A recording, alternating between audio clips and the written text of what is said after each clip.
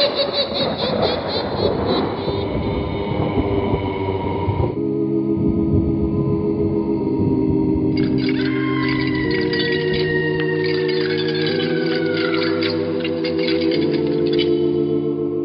Mysterious Old Radio Listening Society podcast.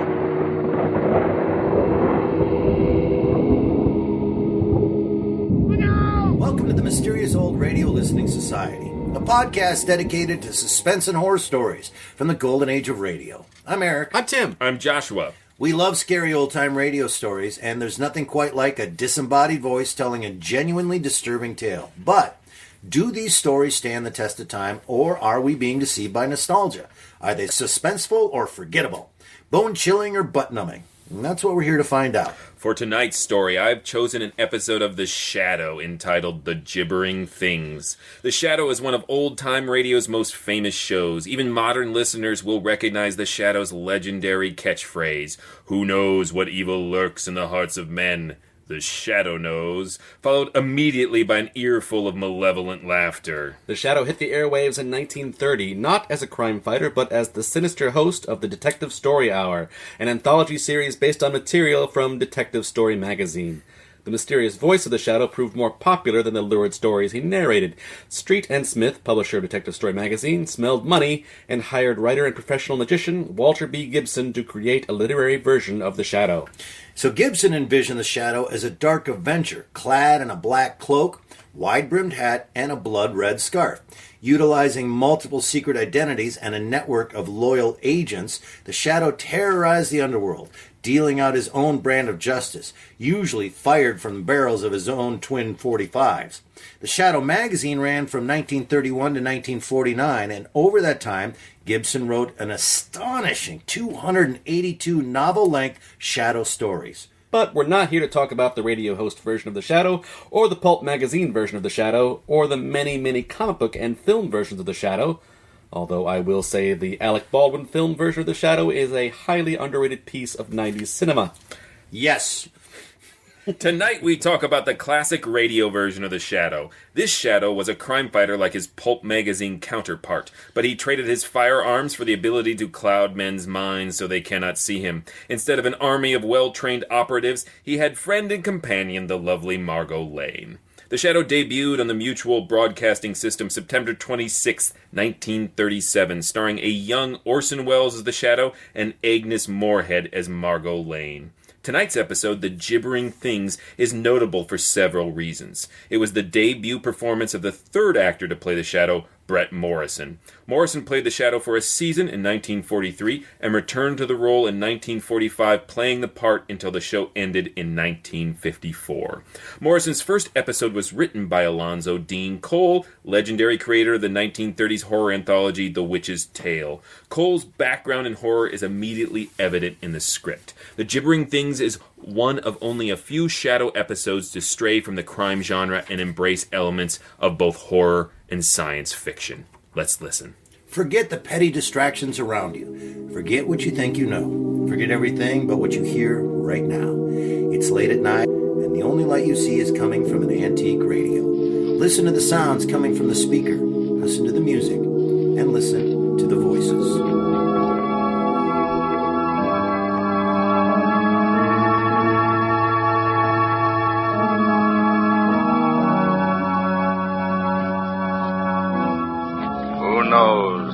What evil lurks in the hearts of men? The Shadow knows.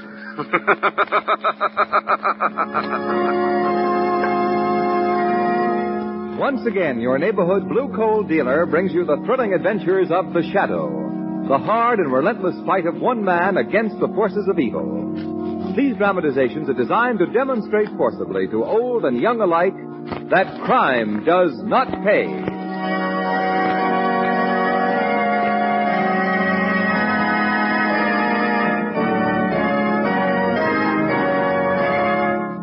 Friends, here's a very important way that you can help the war effort. You know, it's coal that keeps our war plants humming. Coal that keeps our trains moving. Coal that heats our soldiers in army camps. Yes, coal that supplies vital power and heat to countless wartime activities. So you can make an invaluable contribution to the war effort this winter by cutting your coal consumption to the absolute minimum. Start your personal coal conservation program this simple way. Hold your fire. Don't let the first chilly snap send you down to the furnace. Use the fireplace. Wear warmer clothing. Wait 2 or 3 weeks later than usual before starting your furnace. The coal you save now will help the home front and the war front. And it will help you keep warmer in the really bitter months to come.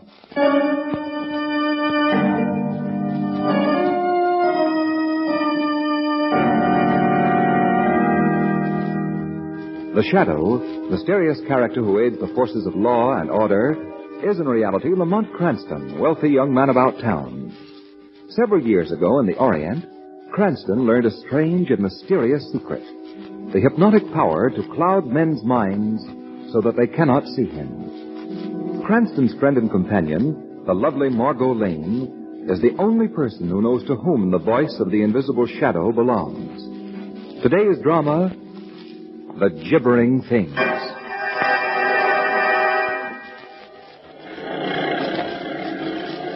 Well, nature puts on quite an autumn show up here, Margot. Yes, doesn't it, Lamont? Yeah. All New Hampshire's pretty country at any season, folks. Are we nearly at our destination, driver? Almost. About 1.5 miles more, and we'll be at the Haunted Woods. Huh? Haunted Woods? Yes, sir.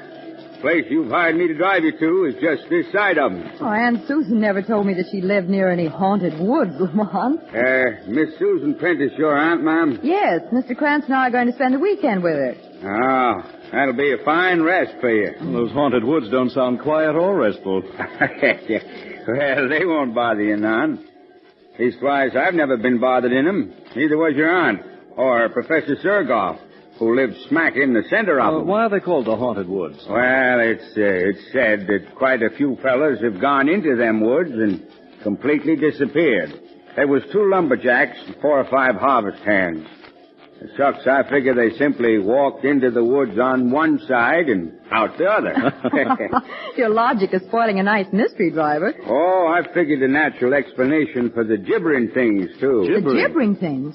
Ever so often, the doggonedest noise is heard from them woods.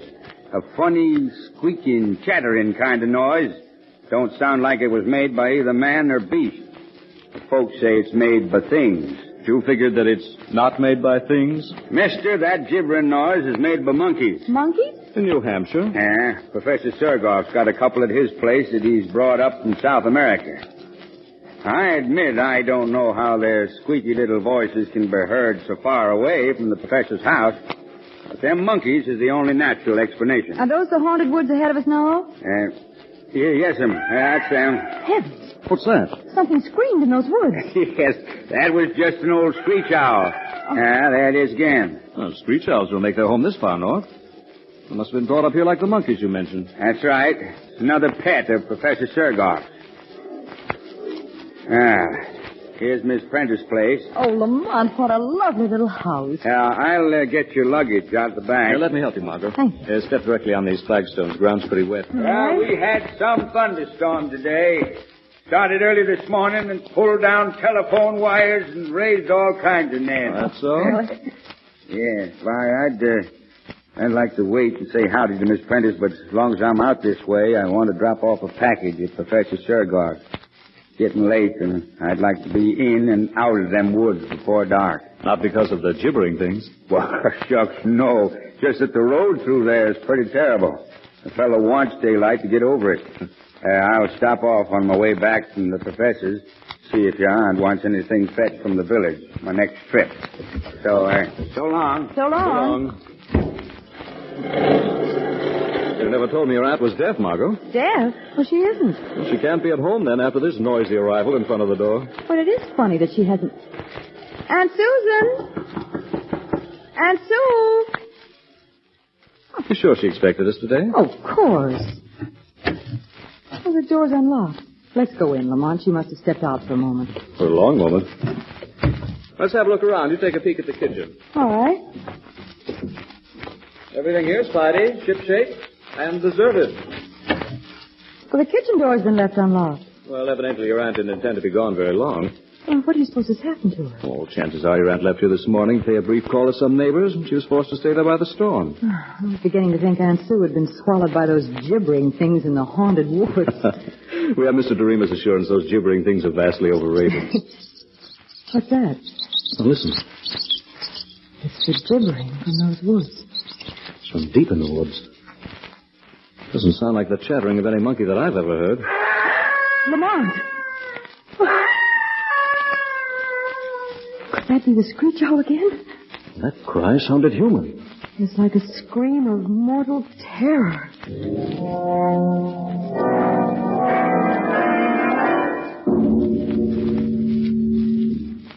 Lamont, we've been waiting almost half an hour now for Aunt Sue. She'd be here by this time if she were all right. Phone's still dead. The cab driver hasn't come back yet, and it's nearly dark. Let's go outside again and watch for him. All right. He said he wanted to be out of those woods before dark. Come on, that gibbering again. It's much closer than before. Seems to come from just the edge of those woods. And the professor who keeps monkeys lives nearly a mile from here. It's growing fainter now. Traveling away. Margot, look here. What? In the earth of this flower bed. Tiny footprints. Why, they've been made by a barefoot child, a baby. Since the rain. How did the baby get out here? These prints were made since I was looking around this garden only a few minutes ago. And their sole resemblance to a baby's is their size. Look closer. No child could walk upright on feet that left these impressions. They're deformed. Yes, I see now. So whatever made the footprints didn't walk upright very far. Here it dropped on all fours. Those are prints of little hands. But only 2 fingers are outlined. And what horrible thumbs. These tracks were left by some animal. But what kind of an animal? I never saw a spoor like this before. Oh, neither have I. Look, they disappear here in the grass. Margot, someone's coming out of the woods. A man? What's he got on his head? It's getting so dark I can hardly see. I think it's a helmet of some sort. He's carrying a net. A net? It looks like it. Seems to be hunting for something. Hello there. Hello. Who are you? We're about to ask the same question. My name is Sergov. Alexander Sergov. Well, now, he may know. I'm Margot Lane, Miss Prentice's niece, Professor. Miss Prentice's niece? Yes, and this is Mr. Cranston. We just arrived to spend a few days with Aunt Susan, and she's not here. I have not seen Miss Prentice for several days. Was she expecting you and Mr. Cranston? Yes, she was. Professor, if I'm not too inquisitive, what do you hunt with a net at this time of night? I keep a small zoological collection, Mr. Cranston, and one of my little animals escaped this afternoon, and I was searching for it with my net. Dangerous animal? I see you're wearing heavy gloves. It was a small ape with sharp little teeth that can, what you call, nip very painfully. Perhaps you heard it chattering in the woods a while ago. We heard something gibbering in there. That was my little pet. Does it malform hands and feet, Professor? Does it leave tracks like this? You did not see it leave those tracks? No, we found them by accident a few minutes ago. The creature I'm searching for is not a perfect specimen. These tracks are fresh, which means that it is close by, and I'm most anxious to recapture it, so if you will please excuse me. Good night. Good night. Good night. Well, at least we've learned what's behind those footprints and that gibbering. I'm still wondering if that was a screech owl we heard soon after Doremus left us. What for, Lamont? I'm going to get a gun and flashlight out of my bag and do a little hunting of my own in these woods. But... where's the light switch? Here. Oh, thanks. Lamont, they're gibbering again. It's just outside the house. You know it's only a crippled ape that... Margot, what? His face at the window. Where? Gone now. But it was pressed close against the glass. It had no features, Lamont, except eyes. And a toothless mouth. It was the face of the gibbering thing.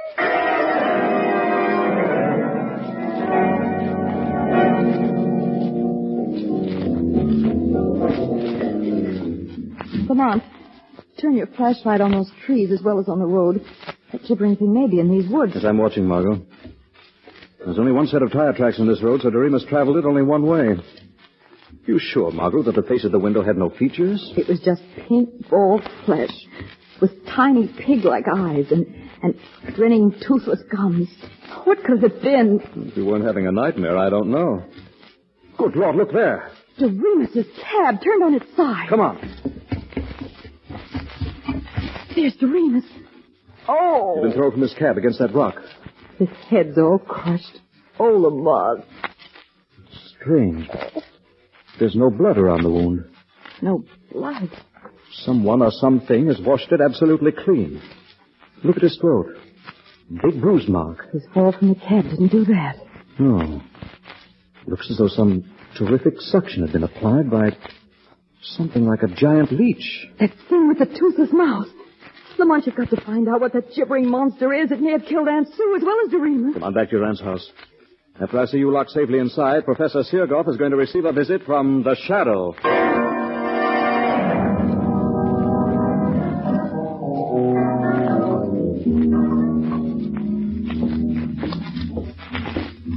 Why are you so worried, Professor? What? Who is speaking to me? I cannot see anyone. I'm the Shadow. The Shadow? An invisible man? A little secret I learned in the Orient. What do you want here? I shall ask the questions. First, did you find the small ape you were hunting for? You know that I was hunting... The Shadow overheard your conversation with a Miss Lane and a Mr. Cranston a while ago. Did you find the ape? Yes. What did you do with it? I visited the cages where you keep your pets and found no crippled monkey there. I was forced to shoot the animal. I buried it in the woods. After it had gorged itself on the blood of Doremus? Doremus? You didn't know he was lying dead in the woods? No, I swear I did not, Shadow. I had nothing to do with it. But you know what killed him? No. Don't lie. You also know the reason for Susan Prentice's disappearance. I do not. Her absence will cause an intensive search. She will not be found here. This is a small house. Nothing could be concealed in it. Search it yourself. Luck has been with you so far, Professor. If telephone service hadn't been disrupted by the storm, the authorities would already have been notified and the search begun. The luck of criminals is never good for long. Your time is running out. The police will find the body of Doremus, and they'll be told about a squealing monster with a horrible toothless mouth. What? The gibbering thing has been seen tonight. Now you must think and act fast, Professor. You must think and act faster than the Shadow.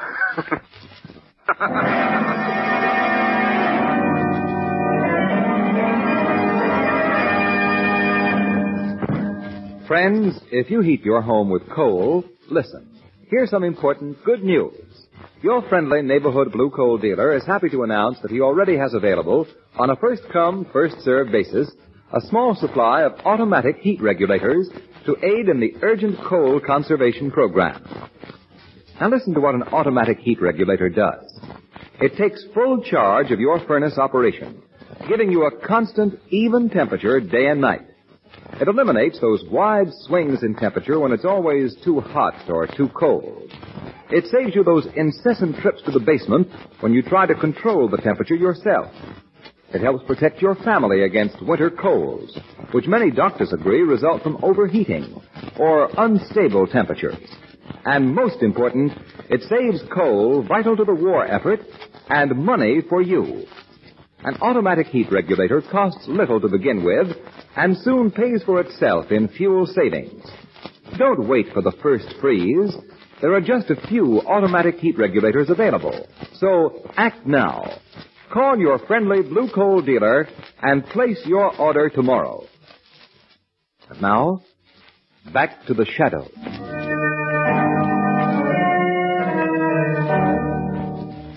Lamont, did Professor Seargoff tell you anything when you visited him as a Shadow? I didn't expect him to, Margot.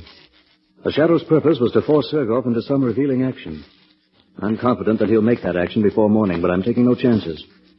I'm going to leave you again now and go back into those woods. Why? Professor Seargoff doesn't confine his activities within the limits of his small home. I'm going to discover, if I can, where he carries on his major studies. Let me go with you, No, Lamont. I want you to stay here. Lock yourself in the house and don't leave it. I expect to be gone for some time. Oh. I expect to be gone for some time. Fine. That screech owl. What's that? Back door. Who's there? What do you... Good evening, Miss Lane. Professor Seargoff. When one locks a glass panel door, the key should never be left in the lock. It is so easy to break the glass, reach inside, and turn the key. Why have you broken in here? I just saw Mr. Cranston go into the woods, and I considered this an excellent opportunity to talk with you alone. That's gun. This gun will do you no harm if you're obedient. You and I are going for a little walk, Miss Lane. And you are going quietly.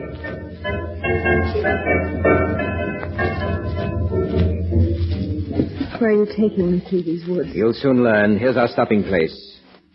There's nothing here but trees and that big rock. Yes, watch that rock. It's swinging out like a door. It is a door to a very secret natural cave below. Ladies first, Miss Lane. I won't go down to that darkness. You need not go in darkness. We have electric light here. Step in, Miss Lane.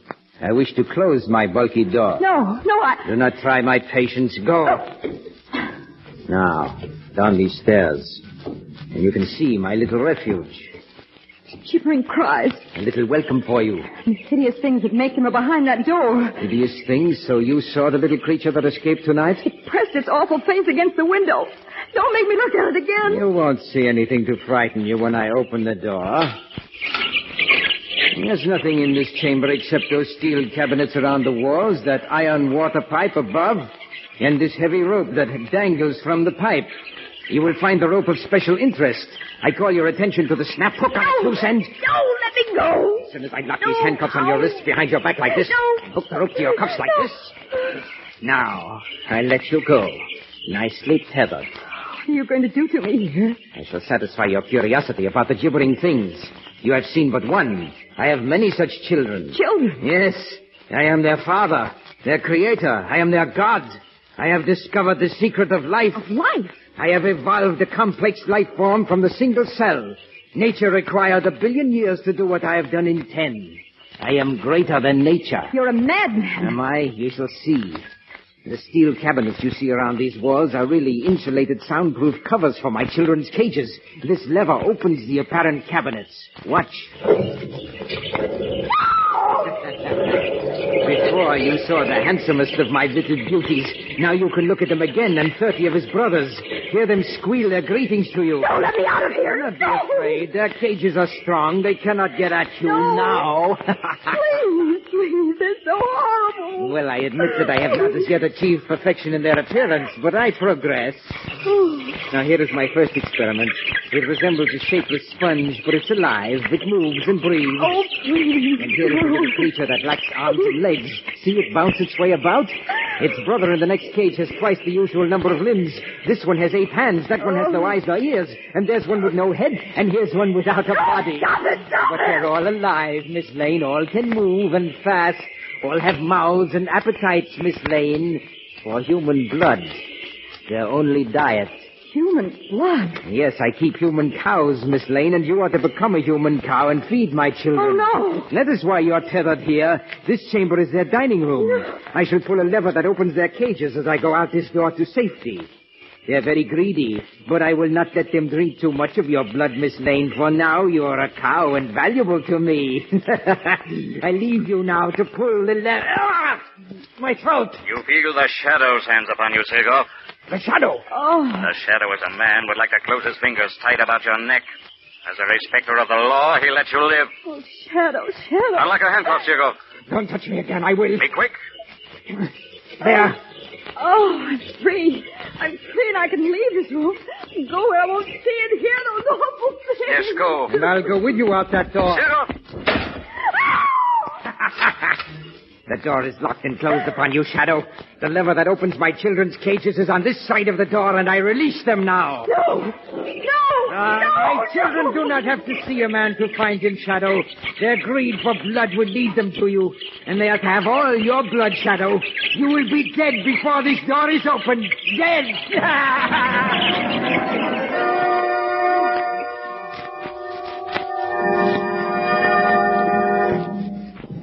It is now half an hour since that door was closed upon our former friend, the Shadow. My children have killed strong men within 5 minutes, so I think it is time, Miss Lane, for us to view the remains, which will be visible, I imagine. But first, I shall reunite you with your aunt. You're my aunt here? Yes, unfortunately escaped and told me of her intention to notify the authorities.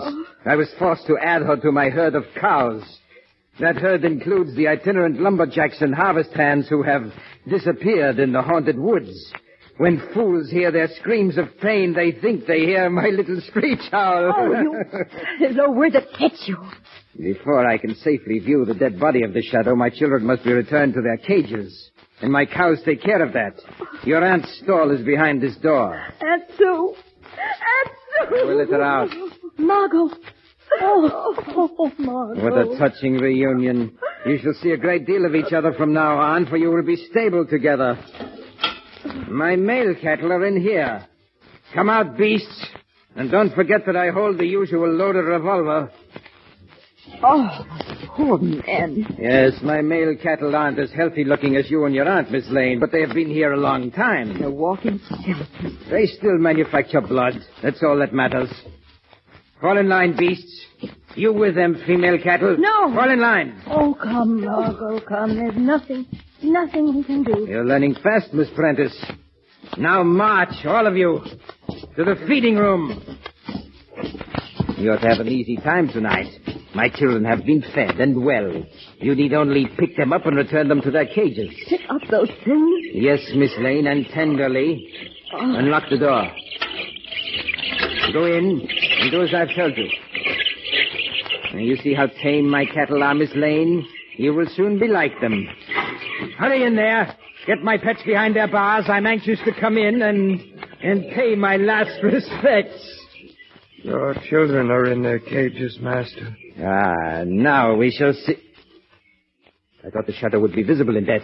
His mental power is gone. But I do not see him. Can you feel him, Sergov? Ah! Shadow! Yes, I'm not an easy victim, Sergov. Pick up that gun he dropped, Miss Lane. Something we cannot see has got him. Give Sergov to us. Be back, you men. I know how you must hate this devil, but I promise you he'll get justice. Now, everyone leave this room. Everyone but Sergov. Everyone but me. You're going to be left alone here. Alone as you've left the others. No. No, do not put those handcuffs on me. Oh, yes. Locked behind your back. Now. No, not that tether rope. Do not hook me to that. The way you fastened others. Yes, we can do to him what Now, he's get out of this room, you men.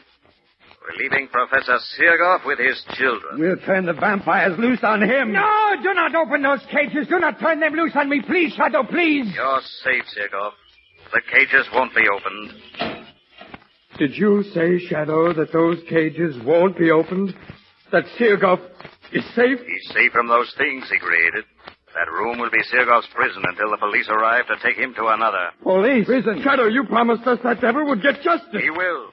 But the law must fix his punishment. We've been Sergov's slaves. His cattle. Those things he made have fastened on our flesh. They drank our blood. We want no police. We want no law. We want no law. They have no punishment to fit that devil's crime. We'll attend to Sergov. And we are. You men have suffered here, but you're civilized men. You must abide by rules of order, not by instincts of revenge. We're no longer men. We're cattle. Sergov has made us beasts. And there are many of us, Shadow. You are only one. Keep away from that door. We didn't want to open the door, Shadow. We only wanted to lock it. And we have locked it. We have the key. Pull the lever that opens those cages. No. You're too late, Shadow. Listen. Sergov's children move fast. They've already reached their father. We've given Sergov the justice he deserves.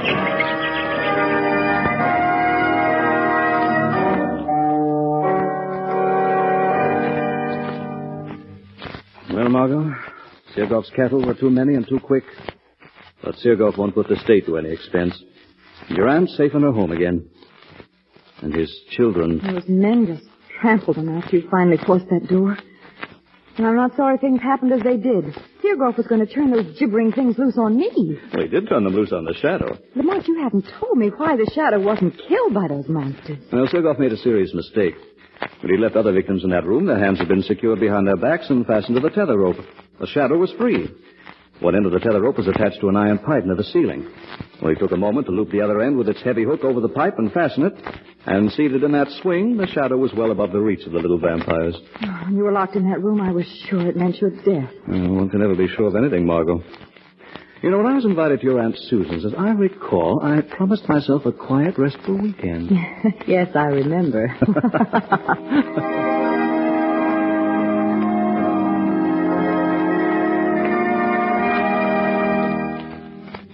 Now let me introduce Blue Coal's distinguished heating expert, John Barclay. Thank you, Ken Roberts, and good evening, friends. I'm glad to be back with you again. And this year, with fuel so vitally needed for the war effort, I hope to bring you special information that will help you to heat your home more efficiently and economically. Thousands of tons of coal can be conserved if everyone will give special thought to the efficient operation of their furnace. Operating a heating plant efficiently is easy, and if you will follow a few simple suggestions, you can not only save considerable fuel, but your home will be healthfully heated as well. A clean furnace is number one on the list of important things that will result in conserving fuel. So put your heating plant in good working order. It's easy to clean a furnace. For tools, all you need to do a good job is an inexpensive wire brush and a scraper. You can get these at any hardware store. Buy a small can of asbestos furnace cement. Add all soot and fly ash. Use the asbestos cement to seal up leaks around the smoke pipe where it enters into the chimney. Make sure that the dampers are in good working order and that all furnace doors fit tightly.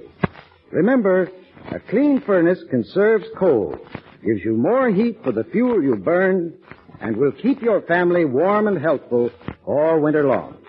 I thank you.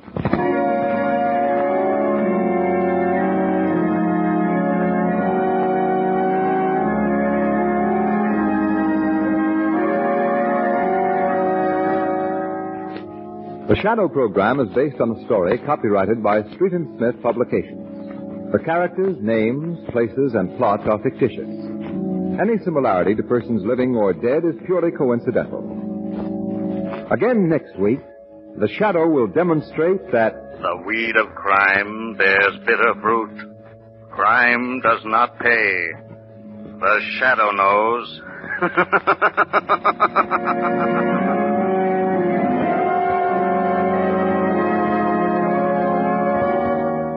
Next week, same time, same station, your friendly blue coal dealer brings you another strange and thrilling adventure in the Shadow's daring battle against the forces of evil. Be sure to listen. This is Ken Roberts saying, keep the home fires burning with blue coal. You're listening to the Mysterious Old Radio Listening Society podcast. And you just heard The Shadow and the episode The Gibbering Things. Once again, I'm Eric. I'm Tim. I'm Joshua. And we have a lot to talk about because this hits really close to home as far as love. Shadow. The Shadow is so important in old-time radio. It's extremely important to me in my life. It's the first old-time radio I ever heard on a cassette tape when I was 14 years old. Oh, yeah. And that was before the Lone Ranger, which was another big one for me when I was younger. And I first heard it when I was in third grade. They would play them Sunday nights, and these terrified me. That intro I would do my best to fall asleep while listening to the Green Hornet, but I kind of wanted to stay awake and hear the Shadow. But I was terrified of the opening when he said, "Who knows what evil lurks in the hearts of men?" And the organ, it's awesome. That song, and there was. And and this is only funny to all of us geeks, but for years, I for some reason I always wanted to buy blue coal, and I never knew why. I was so. If you don't know, Blue Coal was the sponsor of the Shadow for almost the entire run of that, and I also found that interesting when I was a kid. Like, why were they buying coal and finding out that they had to have it? You had to have it delivered to your house, and what was blue coal? Well, they used to actually just put blue in it, their coal, and pretended it was better. Yeah. Oh, yeah. And I love these old wartime broadcasts because it just to wrap your mind around an actual company putting out an ad, sponsoring a radio show to tell you to not buy so much of their product. Yeah. It's just amazing. It's just you should just, dress warmer. Yeah. Don't fire it up so fast. Yeah. We've got a war to win. Yeah. The whole I do like 1939 through 1945 for that reason, because of all of these things that we don't have anymore, that we don't understand, these society norms of behavior, and the idea that, I'll make an example, songs that I love from the era, and you say, I'll Be Home for Christmas, right? And you say, God, it's a beautiful song, until you realize, what they're talking about is people were leaving and dying and never coming back, and so all of these things are very interesting. But the Shadow, my God, the Shadow. Mm-hmm. So I want to start here. Because Joshua and I have listened to a lot of Shadows, and it's near and dear to our hearts. Before we get into this episode, Tim told us before we listened. He said he hates the Shadow. I did not say that! No, he said he hates the holodeck. No, wait, that was me. It's Christmas. This is the first episode of The Shadow I've ever heard, and having just heard it, in this last week. So I want to know what you thought of just The Shadow, not this episode. The concept. It was so strange for me, because I'm a big comic book geek growing up, so bringing that sort of superhero model, which I can't help but do it, even though The Shadow is a precursor to comic book icons or tropes. Yeah. The thing that was so bizarre is this idea of this couple, Lamont Cranston and Margot Lane, seem like very nice people to travel with, wonderful chatting, and then they have this third person that they always refer to in the third person that seems perfectly normal. Like, why don't you become your other person? The Shadow. Right. So from a sort of modern perspective, those two are super scary because they seem crazy. They are crazy. The idea that he can cloud men's minds that well is, I've always wondered, wow, we are so lucky he opted on the side of good. You could have done anything. What strikes me so weird and scary is how straight and normal Lamont Cranston seems compared to, and I went to the Orient and I studied all these things, and now I'm fine and I'm back. It is Batman. It's almost the same story as Batman. Now, last episode we talked about Orson Welles, and Orson Welles was the first Shadow. And as you can imagine, his version of Lamont Cranston is very different. He doesn't seem as well adjusted. He seems really tortured, and he's always really intense, and his voice wavers. He's like, Margot, we have to stop this terrible crime. And he sounds like he's about to snap every second he speaks. It was a little like Paul Lynde, apparently. Who would be a tremendous Shadow. Yes, he would. Well, to give Orson some slack, and was it last week we did the Orson Welles thing? Yeah. Yes. And we, Orson's a weird dude. But to give him some slack on his year or so of doing The Shadow, that was when it first came out of the Pulp magazine. And as you said in the beginning, The Shadow had an army of men. Mm-hmm. And he shot 45 guns. And the ability to cloud men's minds wasn't there. And it was a different character. And he was, in the Pulp, a lot more of a disturbed, struggling, more of a Batman-type hero. So he evolved in the radio show into this cloak-wearing, clouding men's mind thing. So he was pulling from that as well, and that was his take on it. But Brett Morrison... He's a very well-adjusted Shadow, and he chuckles, he laughs a lot. It's a lot easier to deal with. Like, we'll skip to the very end of this, but at the very end when he and Margot just sort of laugh about how we thought we'd have so much more time, and it's like, you guys are going to need intensive therapy after what you've just encountered. You were just a human cow. And you're okay. Well, that's...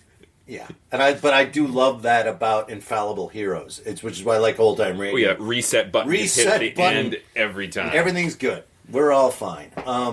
So yeah, the thing about The Shadow is what I was just bringing up is there are things about the Pulp and the thing about the radio show that I wish they would have kept some of those things and gotten rid of others.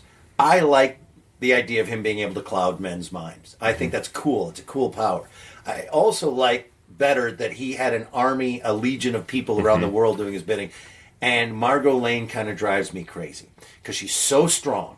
And she's, this strong woman. And, you're going to leave me here and I'm fine. And I'm, in other episodes, just so you know, Tim, Margot helps out a lot. Mm-hmm. She's very involved. She's not a helpless ingenue by any means. She is a partner in this thing. And that's this episode. Right. But in this episode, she's not so much. But I'd rather she wasn't so involved in all of it. Like, it's so weird, like it's a weird setup. Unless she had the ability to cloud men's minds too. But something I read is that after the radio show had been going for a while, they introduced Margot into the pulps, and that the hardcore pulp nerds at the time hated her. I guess they got angry mail all about, get this Margot Lane woman out of our pulps. Yeah. So let's talk about this again. I knew this was going to be a problem. We can't talk for 6 hours about the show. We'll listen to other episodes of The Shadow, so let's just talk about this story. we have brought this up in the last few weeks about distant howling, screaming noises that we can't see and how they scare us. We've had a number of episodes where there's something making a noise that we can't see, and that's scary, especially when they're just having a conversation, all of a sudden, whoa, and the thing, and you're like, oh my God, what is that? That is a huge thing in this episode, the Gibbering Things. I didn't find it that scary, the noise. I found it scary because it's not scary. No, because gibbering is not intimidating. No. It's not scary. I don't even know it's, what the word... simply... Can we define the word gibbering? Well, you heard it. You listen to the Gibbering Things. So they that's were a gibbering. It's this little chattering noise that shouldn't... It's only disturbing because it's gibberish. It doesn't belong in that setting, and it's So it's me wrong. one drink from now. Yes. You know what I mean? Like, I think the gibbering is it's really brilliant. It sounds inoffensive. It's out of place, thus making it disturbing. Because we have that great ride with the driver at the beginning, where he's, again, exposition heavy. We talked about Alonzo Deen Cole, but he puts a lot of exposition in the front. But one of the, I think, the really brilliant things he does is he has this driver give these facts. Oh, you're right by the haunted woods, and oh, you'll hear the gibbering things, and you're like, what? But he backtracks and like dismisses them all. So he both introduces the scary stuff, but says, don't worry about it. There's nothing going on, and he gives rational explanations. They're monkeys, and leaving the great line, monkeys in New Hampshire, which I love. But I really like the narrative function of that drive.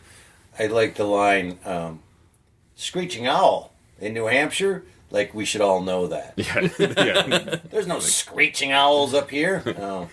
No. Answer this question for me. Well, first of all, Tim, did you find the gibbering part of that distant, disembodied sound or voice in that thing that was used in this episode? It wasn't as compelling for me, in part because there had been so much tap dancing to prepare for it. Of like, there's screeching owls, there's monkeys, there's going to be some noises. Mm-hmm. And so when there were noises, I was ready. Right. If you didn't tell me the noise. What about when we get to deformed baby footprints? Did that creep you out a little bit? No, because have you seen my yard? It's full of deformed baby footprints. It's because he's got deformed babies working for him. The build was nice of strange footprints, bloody body, and then Crazy Town. Yeah, and then the description of the face with the piggy eyes and all pink flesh and toothless grin. And yeah, I think this thing got scary after all that. Once Margot is pulled into the secret lair.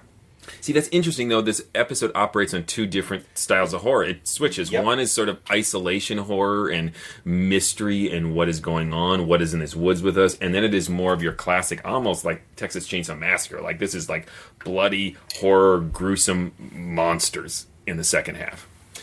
Explain to me, because I listened and I couldn't. How does the shadow escape? He gets locked in the room. And then he comes back. This was fascinating to me. If I took notes, this would have been one of them. Because this is, it struck me as like this probably happens a lot. These sort of cliffhanger, even if it's not cliffhanger to a new episode, situations of how will he escape from this death trap? And I am so used to being disappointed by the explanations that this one, like. No, they played totally fair. He had this rope with a hook on it, took the hook, put it over the pipe, had a little place he could cling to the ceiling. And I love the image of the shadow just like pumping his legs and this swing I up missed above all these. this. Yeah, well, how did were you vacuuming again? Yes. There is all right, so I missed that. Oh, good. Arthur Conan Doyle story that I read at one point that about this guy trapped in a cage with a lion. That it reminded me of that. It was, how will he escape this lion? He got on top of the cage and basically went to the one spot the lion can't go. Yeah. And it's pretty easy. The guy should have thought of it. Yes, Professor Zergoff.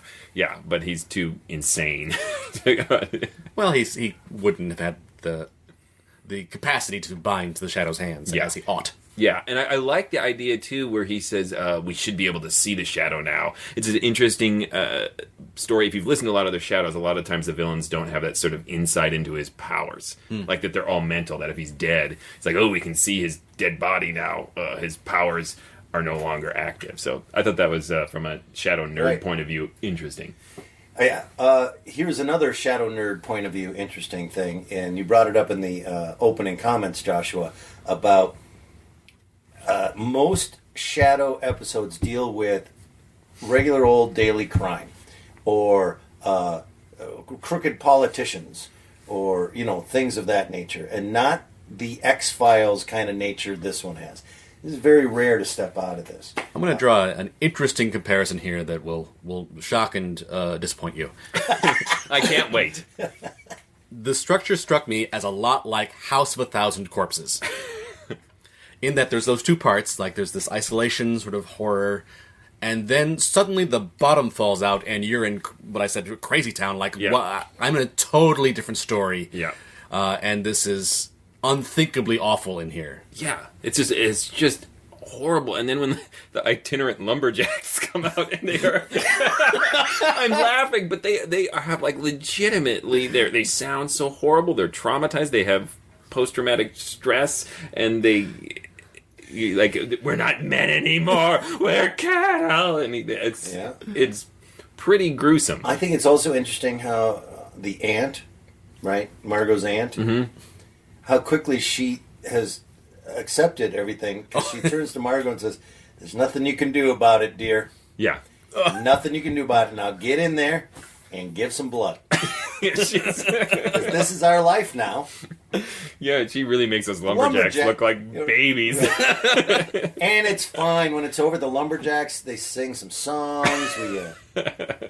It really was disturbing in that way. What do you think, Joshua, about... this is my question, is do you like the fact that it wasn't that run-of-the-mill, like a Green Hornet or a Lone Ranger, that run-of-the-mill crime thing?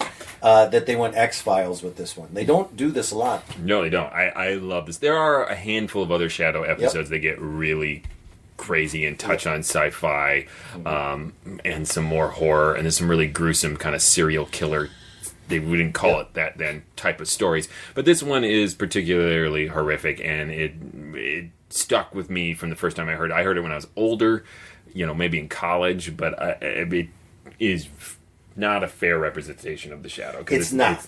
And that's what bugs me about it. Yeah. Like, why are you going there? Like, because I love it. It has deformed baby monsters and lumberjacks. So I'm given to understand this is common for the Shadow, but I just wanted to bring it up, of this strange dance of, I must not kill him. He's going to get killed, but I can't. I have to leave him alive for justice. No, as a matter of fact, this is pretty. This is what I was about to bring up. This is my last point in my notes on this, and I wanted to bring this up. Something else happens in this episode that doesn't normally happen. The Shadow really doesn't win. He needs to save this man because the Shadow won't kill him. He's got that. So you're right. He has but almost always.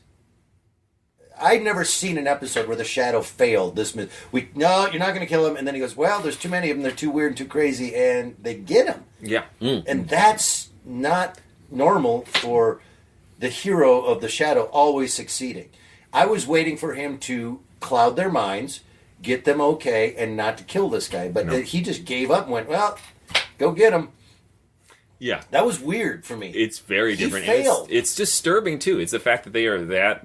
The lumberjacks and the farmhands are that distressed and that crazy after the fact that they just are out for blood. It's very unlike Shadow. And there I think it goes back to Alonzo Deen Cole. I do think we talked about The Witch's Tale a couple episodes back, and after you can see a lot of this influence, both in the strong horror elements, and that is that sense of justice, that eye for an eye type of story. This is a big part of horror. You also see some of the other elements, and then he has that really rickety exposition describing what's going on, like when he takes Margot into his room. There's nothing for you to be afraid of in here. There's just these iron pipes that run along the wall, and then this big pipe up here with the rope you will see dangling down, in which I will put these handcuffs on. It's like he goes on and on. We talked about that a few episodes ago about narration. And if you don't have a narrator in old-time radio of some sort, how awkward the dialogue gets for the character to have to explain the room. Plus, he envisioned such a bizarre chamber of horrors. You couldn't. But it was terrible. He had to describe it. But to hear it coming from the guy sucked. Yeah. Like, all right, I'm going to explain my room to you. I want her to go, yeah, I'm right here. Yeah, I see it. I see it. I think that it was also disturbing I wasn't expecting this. The shadow doesn't fail, and he failed. And I found that weird. Did he fail, or did he just in that moment, let the lumberjacks do his dirty work? Well, he states pretty specifically and my job is to not let this happen, unlike that would make me a criminal. Yeah. Very different from the pulps, where he'll just shoot you dead. Well, the pulps was, he was a vigilante. Yeah. The precursor to Batman. Yeah. So, I forgot what my other point was. Oh, the Dean Cole, the Cole guy that wrote Witch's Tale, that we listened to a few weeks ago, and he, the end of that's not a happy ending in the Devil Doctor that we listened to. And then the Devil Doctor comes alive and kills him. Yeah. And then the witch comes on and goes, there you have it. No happy ending. He's dead. This has that Cole quality to it, like, no, we're not going to have a happy ending. However, as you pointed out, that when it was all done, it didn't end. They got in the car and went, that was weird. So, who wants ice cream? Yeah, so they quickly reset the traditional shadow button. Yes. And then they're off on their merry way. So I found that interesting. Tim. Yes. I need you to listen to more Shadow. But, so go home and do that. Okay. Did you find this compelling, scary, interesting? What did you think? Suspenseful? I liked it very much, particularly the pacing and just how crazy it was willing to get. It's strange for me to listen to The Shadow now with the superhero model. It can be hard for me to not think of how... I should try to explain that better. This sort of metatextual way of looking at superheroes that he's a crazy person, that he's a full-on crazy person. Right. Yeah, that sort of damaged goods sort of view of the modern dark superhero. Yes. Oh, he's not at all. He's very... He's infallible. he's that infallible, square-jawed, like Doc Savage. He's more in that vein. Well, and this is why I like old-time radio, and I like this era, is that I like my heroes infallible. And it's why some of the... We keep saying Batman, but some of this... Well, let's say for me, it's Justice Society, which I drives me crazy. Grew up reading a lot of old superhero things like that are exactly that. These square-jawed, they're all the same character. Mm-hmm. Yeah. Decent, good people who go out and do decent, good things. It's the Lone Ranger for me. That's where it all started. And I think there's a part of me that with everything we watch and see in entertainment and in real life, that I just want someone to not have some dark secret. I just want him to be the best human being ever lived. I like that for my escape. Do you know what I mean? Mm-hmm. My escape is, I don't have to think, is he telling the truth? No, it's Lamont Cranston. And I also want to bring this wealthy young man about town. Yes! I also want to bring this up, that as I listened to this in my youth, I had that moment where I knew the Lamont Cranston band before I'd ever listened to a Shadow. And I made that connection, like, oh, I see. They named themselves after that guy. Not that I ever bought a Lamont Cranston band album. No? I'm just trying to leave enough awkward pause here. I wanted to really read on the podcast. They are just staring at me. So, you loved it? Oh, very much so, yes. And, of course, you love it. I love this to death. It is so crazy. And I think it is very much stands the test of time in that it is just bloodthirsty. I mean, like, it wouldn't be till the 21st century that you could actually show this on TV. Mm-hmm. Like, it would only be in recent years you could televise a story like this. Like, that's what's interesting about radio. Is everyone talks about this fond old-timey, sweet... Yeah, quaint. We're talking about infallible heroes, but these stories were just violent and brutal. I love everything about this. This is my caveat on this one. You could take this whole story and take the Shadow out of it, and it wouldn't make a difference. It would still be a great story. Do you know what I mean? Like Professor Zergoff would win. No, you could have some other guy get him. The Lumberjacks would get out. The Lumberjacks, someone else. I'm just saying, you didn't really need him to... I would have liked to seen his powers somehow been more at play to solve this. But and I also didn't like this moment where he said, "Now you stay here, Margot." I'm going to stay here? Yeah, you stay here. I'll be back in a long while. That's what he said to her, right? It's going to be a long time. Well, thanks. And then the screaming starts, right away. Immediately, Zergoff comes in. I love the story. It's great. It was fantastic. It was a lot of fun. And it's just so wildly bizarre. Yeah. It's not boring ever. For even like a millisecond. And again, it was really interesting as a Shadow fan because I hadn't heard that one. Mm-hmm. And it was interesting to veer so far from the traditional. So we have 3 deformed baby thumbs up. You've been listening to the Mysterious Old Radio Listening Society podcast. I'm Eric. I'm Tim. I'm Joshua. And once again, thank you so much for listening. If you'd like to learn more about this show or these radio shows or things that we're doing or any other information, please go to GhoulishDelights.com. At GhoulishDelights.com. If you're not there already, you will find that information and a lot more. So please visit that website. So thanks again for listening. Until next time, remember... Look out!